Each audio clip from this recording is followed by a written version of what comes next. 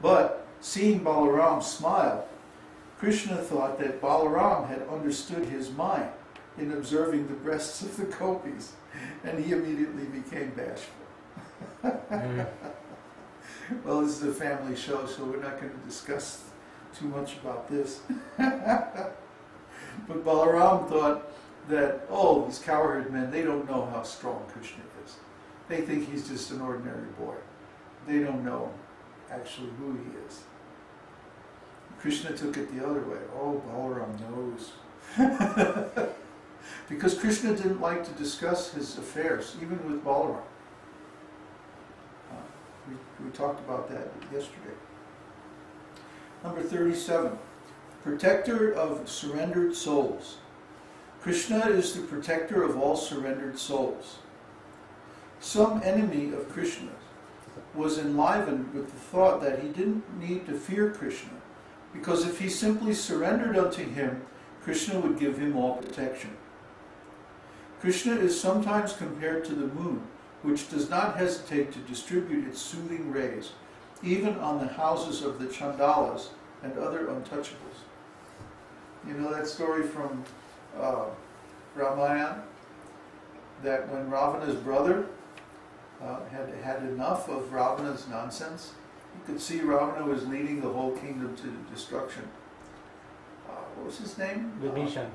Vibhishan, yeah.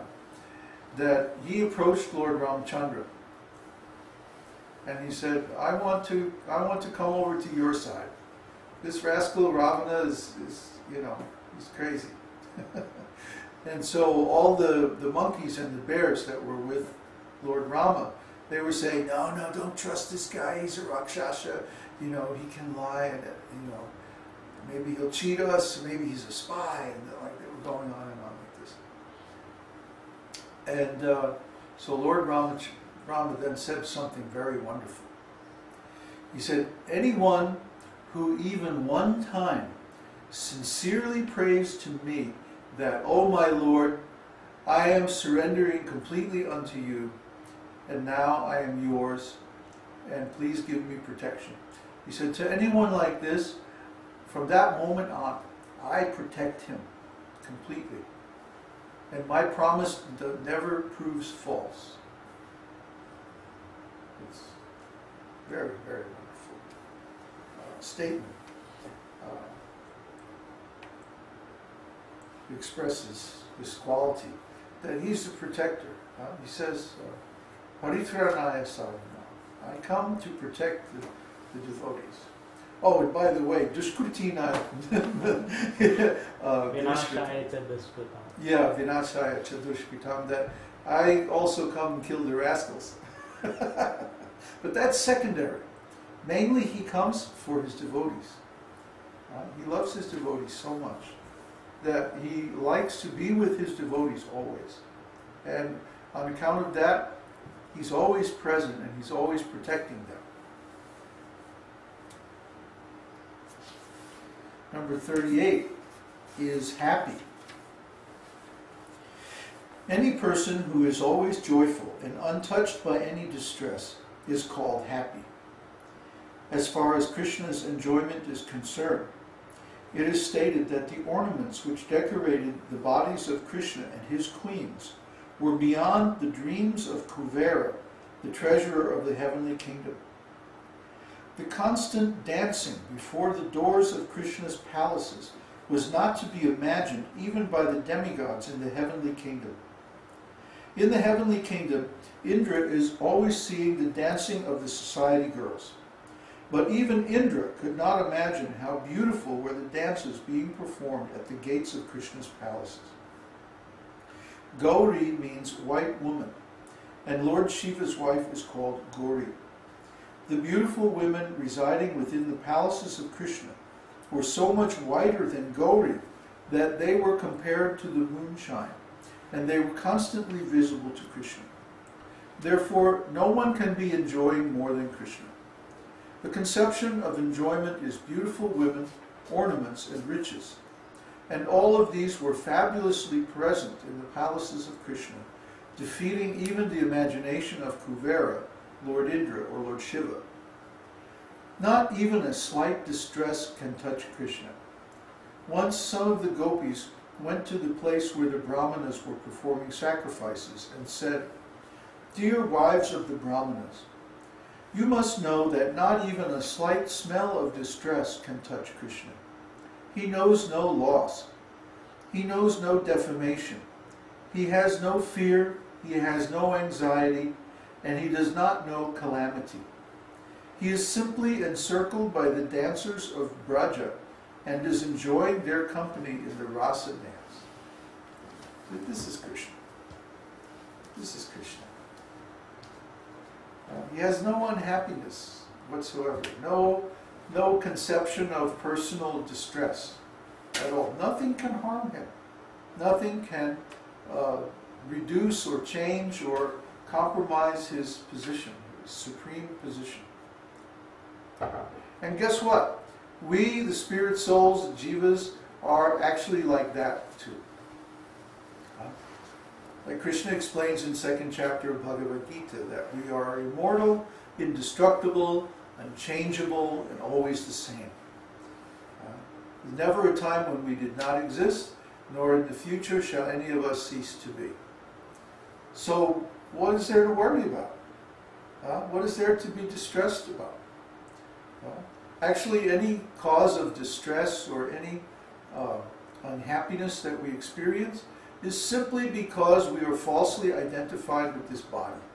Yeah, there's some dirty thing in the heart, some misconception, some misunderstanding, some ignorance. And this is the cause of our distress. Because if we actually understood the position that we are eternal, immortal, indestructible, unchangeable, and that Kṛṣṇa is our constant friend and comes with us everywhere that we go, protects us, helps us, loves us, does everything for us. If we actually understood the position, then we would never be in distress, we'd never be in anxiety, we'd never be in pain, or we'd never be in suffering. Pain is inevitable. Because we are in these bodies, in this material world, then some things will happen to this body and we'll experience pain. That's going to happen. But suffering is optional. Suffering means that I identify with this body and then I think when this body is hurt that I am hurt. This is an illusion. This is ignorance. The only reason we suffer is due to this ignorance, this illusion that I am this body. Actually, I am a spirit soul. I am pure consciousness, completely different from this body. I am eternal. The body is temporary. I am spiritual. The body is material. See? I can never be hurt or killed. And the body is always being hurt and is definitely going to die someday. So, we are different from this body. We're only living in this body just like a person living in an apartment.